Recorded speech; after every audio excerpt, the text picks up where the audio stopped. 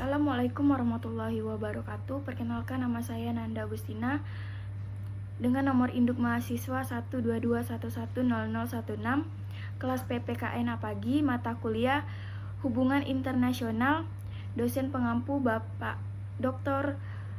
Idam Azwar, Magister Pendidikan.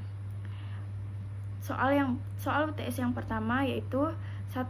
Jelaskan definisi hubungan internasional dan sebutkan 3 faktor utama yang berperan dalam hubungan internasional. Bagaimana peran masing-masing faktor tersebut dalam dinamika politik global? Yang pertama ada definisi hubungan internasional. Hubungan internasional dapat didefinisikan sebagai suatu hubungan antar bangsa yang melibatkan interaksi antara beberapa faktor yang berpartisipasi dalam politik internasional, organisasi non-pemerintah, kesatuan subnasional seperti birokrasi dan pemerintahan domestik, serta individu-individu. Hubungan internasional juga dapat dilihat sebagai suatu arena politik yang dramatis, dikarenakan banyak peran faktor yang terlibat di dalamnya, baik individu, kelompok, ataupun organisasi. 3 faktor utama dalam hubungan internasional, yaitu ada negara. Negara adalah faktor utama dalam hubungan internasional. Mereka berperan sebagai pemerintah yang berkuasa di negara tersebut dan mewakili dalam interaksi dengan faktor lainnya. Yang kedua ada organisasi internasional. Organisasi internasional seperti PBB, Uni Eropa dan ASEAN adalah faktor yang berperan dalam hubungan internasional. Mereka dapat berfungsi sebagai platform untuk negara-negara untuk berkoordinasi dan berinteraksi dalam berbagai isu global seperti keamanan, lingkungan, dan ekonomi. Yang ketiga ada individu. Individu juga dapat berperan dalam hubungan internasional, baik sebagai yang memerintah negara atau sebagai organisasi non-pemerintahan yang bergerak dalam sebagai isu global. Baiklah, peran masing-masing aktor dalam dinamika politik global. Peran masing-masing faktor dalam dinamika politik global ada sebagai berikut. Yang pertama, negara. Negara berperan sebagai faktor utama dalam politik global, memainkan perannya sebagai pemerintahan yang berkuasa dan mewakili negara dalam interaksi dengan faktor lainnya. Yang kedua, organisasi internasional. Organisasi internasional berperan sebagai platform untuk negara-negara untuk berkoordinasi dan berinteraksi dalam berbagai isu global. Ketiga, individu. Individu berperan sebagai faktor yang berpartisipasi dalam politik global, memainkan perannya sebagai elit yang memerintah negara atau sebagai organisasi non-pemerintahan yang bergerak dalam berbagai isu global. Baiklah, soal yang kedua itu adalah bandingkan dan kontraskan teori realisme dan liberalisme dalam hubungan internasional. Bagaimana masing-masing teori menjelaskan penyebab konflik dan kerjasama antar negara. Yang pertama ada realisme dalam hubungan internasional. Realisme dalam teori hubungan internasional berfokus pada kepentingan nasional dan keamanan negara. Yang kedua ada liberalisme dalam hubungan internasional. Liberalisme dalam teori hubungan internasional berfokus pada peran internasional dalam meningkatkan keamanan dan kemakmuran suatu negara. Yang ketiga ada perbedaan dan kesamaan dari utama antara realisme dan liberalisme dalam teori hubungan internasional adalah fokus pada kepentingan nasional dan keamanan negara dalam realisme, sedangkan liberalisme berfokus pada peran internasional dalam meningkatkan keamanan dan kemakmuran. Realisme memandang negara-negara sebagai aktor yang independen, sedangkan liberalisme memandang mereka sebagai faktor yang interdependen. Kesamaan antara keduanya adalah bahwa mereka berfokus pada peran negara dalam mencapai tujuan nasional dan internasional. Soal ketiga, jelaskan dampak positif dan negatif dari globalisasi terhadap hubungan internasional. Berikan contoh konkret untuk masing-masing dampak. Yang pertama ada meningkatkan kesenjangan sosial.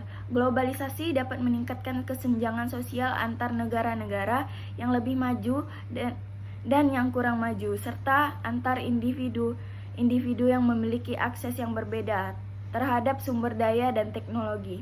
Contohnya, kesenjangan sosial yang terjadi antara negara-negara yang dimiliki akses yang lebih mudah terhadap teknologi dan sumber daya alam lainnya.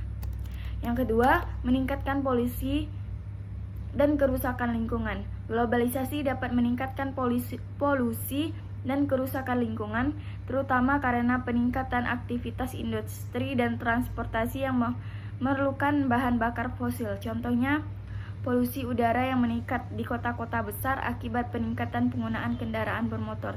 Ketiga, meningkatkan konflik dan tidak stabil. Globalisasi dapat meningkatkan konflik dan tidak stabil, terutama karena perbedaan kepentingan dan nilai yang terdapat memicu kekurangan antara negara-negara dan antar individu. Contohnya, konflik-konflik yang terjadi di Timur Tengah dan Afrika Utara yang disebabkan oleh perbedaan kepentingan dan nilai. Yang keempat, meningkatkan pengaruh ekonomi. Globalisasi dapat meningkatkan pengaruh ekonomi, terutama karena peningkatan daya saing yang dapat mempengaruhi kemampuan negara-negara untuk mengembangkan ekonomi mereka sendiri. Contohnya, pengaruh ekonomi yang meningkatkan dari peningkatan daya saing yang dapat mempengaruhi keamanan negara-negara untuk mengembangkan industri mereka sendiri. Dalam sintesis, globalisasi memiliki dampak yang kompleks dan dapat berbeda-beda tergantung pada konteks dan situasi. Soal yang keempat, peran diplomasi dalam mencegah dan menyelesaikan konflik internasional. Berikan contoh kasus di mana diplomasi berhasil menghindari atau menyelesaikan. Yang pertama, diplomasi dalam penyelesaian konflik Israel-Palestina. Diplomasi telah digunakan dalam beberapa kesempatan untuk mengurangi konflik antar Israel dan Palestina. Contohnya, pada tahun 1993, diplomasi Amerika Serikat Ad-Honi Zini berhasil membantu menyelesaikan konflik dengan mengorganisir perundingan antara pihak-pihak yang terlibat. Yang kedua, ada diplomasi dalam mencegah konflik Korea Utara Selatan. Diplomasi juga digunakan dalam beberapa kesempatan untuk mencegah konflik antar Korea Utara dan Selatan. Contohnya, pada tahun 2018, diplomasi Amerika Serikat Mike Pompeo melakukan perjalanan ke Korea Utara untuk membantu mencegah konflik yang terjadi di selatan. Korea Utara melakukan nuklir. Pompeo menggunakan diplomasi untuk membangun komunikasi yang efektif dengan pihak Korea Utara dan memahami kepentingan masing-masing pihak, sehingga memungkinkan penyelesaian yang memungkinkan berlangsungnya dialog yang berlanjut. Ketiga, diplomasi dalam menyelesaikan konflik Iran dan Irak. Diplomasi juga digunakan dalam beberapa kesempatan untuk menyelesaikan konflik antara Iran dan Irak. Contohnya, pada tahun 1988, diplomat Amerika Serikat George Shultz melakukan perjalanan ke Iran untuk membantu menyelesaikan konflik yang terjadi antara Iran dan Irak. Shultz menggunakan diplomasi untuk membangun komunikasi yang efektif dengan pihak-pihak yang terlibat dan memahami kepentingan masing-masing pihak, sehingga memungkinkan penyelesaian yang memungkinkan berlangsung perundingan selanjutnya.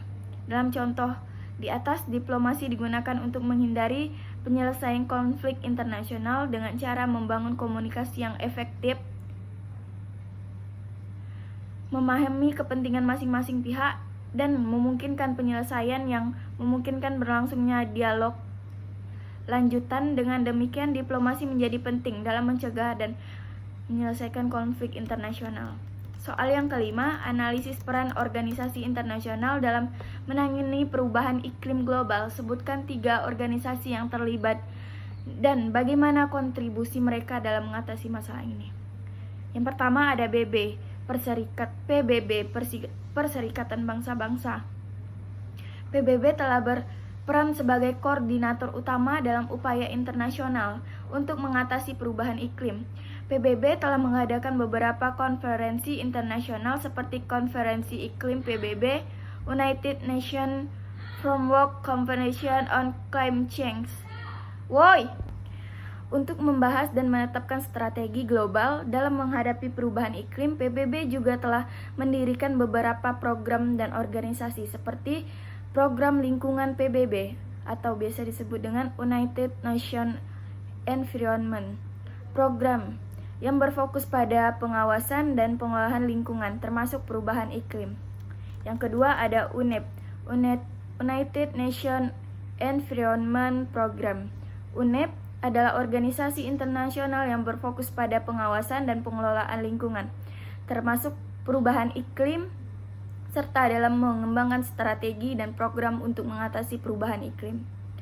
Yang ketiga ada IPCC, Intergovernmental Panel on Climate Change. IPCC adalah organisasi internasional yang berfokus pada penelitian dan analisis perubahan iklim. IPCC telah berperan dalam mengumpulkan dan menganalisis data tentang perubahan iklim, serta dalam mengembangkan laporan yang membahas dampak konsekuensi perubahan iklim. Laporan PCC telah menjadi acuan penting dalam diskusi dan keputusan politik global tentang perubahan iklim.